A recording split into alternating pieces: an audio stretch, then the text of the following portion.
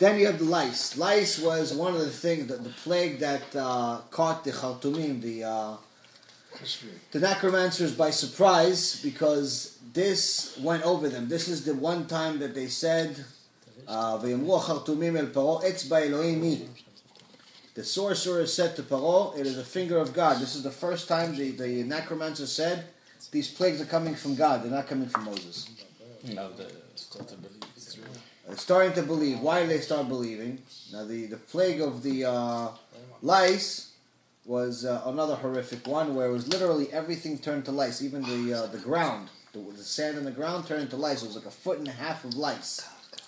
So there was no way you could escape it. Everything would instantly, as soon as the plague came, everyone had lice on them, except the Jews. Now, why did the Khartoumim say that etzba Elohimi? Why is that the finger of God is in here? Because the Khartoumim said that in order to control demons, their power was by using demons, evil spirits. But demons, and they have no power over tiny things like bugs and stuff like that. It's usually big things, whether it's an animal, a dog, a human being, things that are bigger. So as soon as they saw that this lice are obviously very small, said no, this is not. Moses is not a wizard or a sorcerer like us. This is coming from his God. Mm-hmm.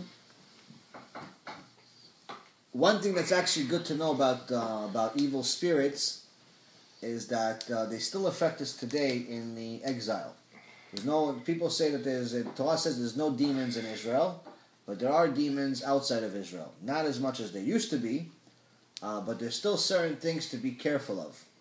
Okay? I'll give you a few things that I remember.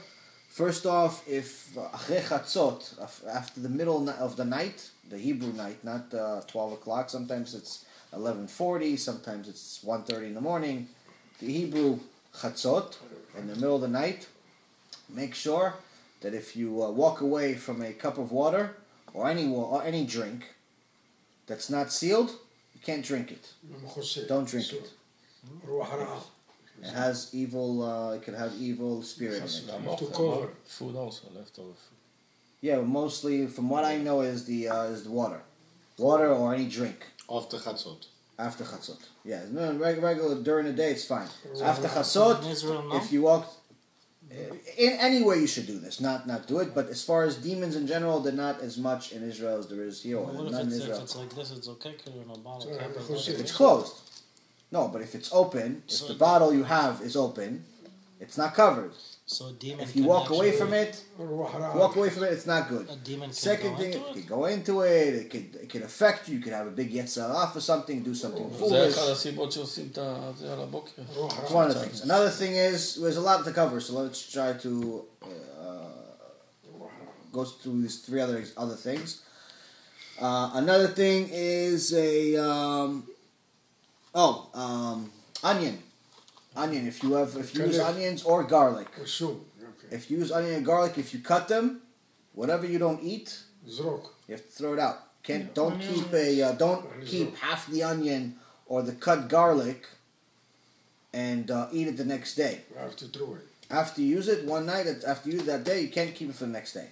Now, if you have an onion, you don't have to throw it out. What you could do is put the peel on it. If you keep the peel on the onion, it's okay.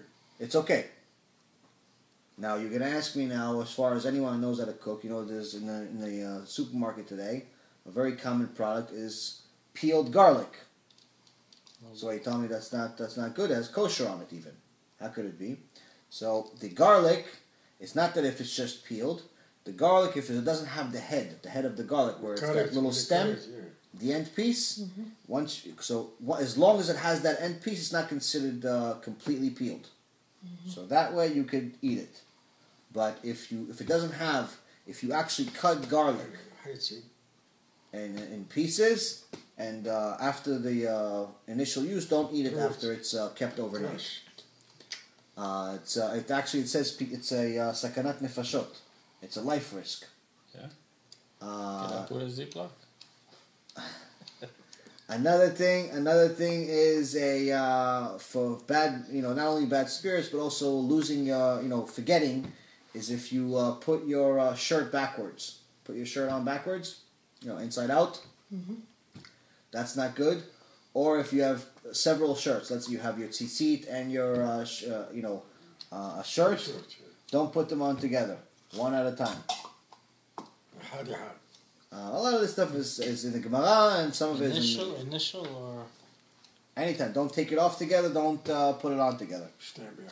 One by one.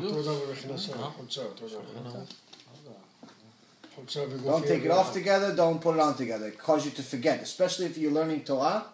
If you're learning Torah, you take off two shirts at once, or put them on at once, or you put a shirt upside out. It causes you to forget your Torah. Another thing is also olives. If you eat a lot of olives, it causes you to forget your Torah. If you want to have better memory, then you have to eat olive oil. Drink olive oil. So if you like olives, the best thing to do is put the olives in olive oil. So one's making you forget, the other one's making you remember. It's a nice balance. Nothing.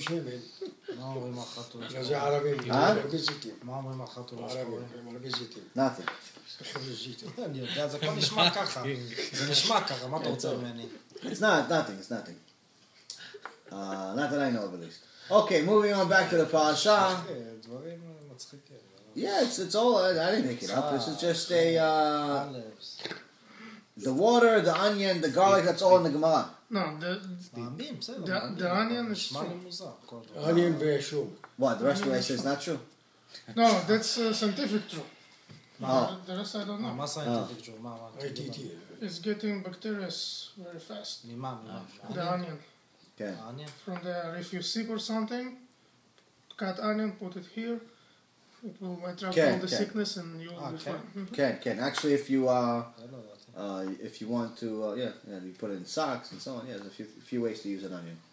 Okay, moving forward. He should be giving